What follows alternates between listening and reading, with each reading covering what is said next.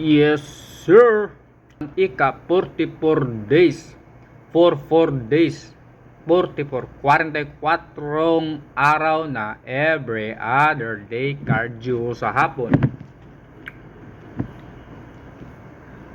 Dito na, dahan-dahan ko nang nararamdaman yung epekto ng pagda-diet. Dito na, yan, sabi ito, wala na ako sa mood. Hindi na kayang ngumiti. Umpisa ko pa lang sa cardio. Parang ang bigat ng pakiramdam ko. Kahit hanggang ngayon naman, yung pakiramdam mo, hindi ka naman gutom, pero mabigat yung ulo mo, parang, pag sa Bisaya pa, labad ulo. Pagka, pa dito pa sa Tagalog, parang tatrangkasuhin, pakiramdam mo para kang tatrangkasuhin, parang masakit yung ulo. Hindi masakit, parang mabigat.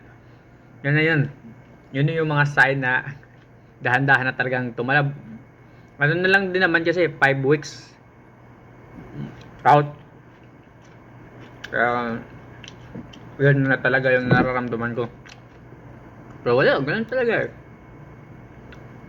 Kailangan mo talagang tiisin kasi yun talaga yung pagdaanan mo kung gusto mong maibaba mo ng husto yung body parts mo. Kasi kakain ka nga ng mas kukunti doon sa kailangan ng katawan mo eh.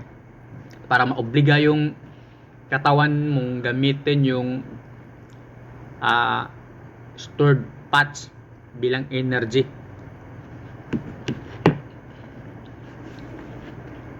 Kaya yun talaga yun. Taste lang. Doon na nga papasok yung mga sinasabi ng ibang mga nagko-compete na pagka-akyat ko pa lang stage, panalo na ako. Kasi yun yung isa sa pinakamahirap talagang tawiring proseso sa pagko-compete o pag nag-hard cutting ka. Yung magtiis ka sa hindi mo maintindihan nararamdaman. Yan, tamad na talaga ako dyan. Kaso nga lang, obligado talagang mag-cardio para mas maibaba ko pa yung body fat percentage ko. Kinabukasan niya kinabukasan. Pagkatapos nga niya ng araw na yan, cardio na yan, kumain pa nga ako ng nagaraya eh. Para mas mahimasmasan kaunti yung katawan, tsaka madagdagan ng kaunting sodium. Yun yung isa sa mahirap. Dapat hindi ako kumain ng ganyan kasi extra calories, extra sodium, nagka-cardio na nga ako. Kaya yung isang nagaraya, ilang grams yun, ilang calories yun lang din yung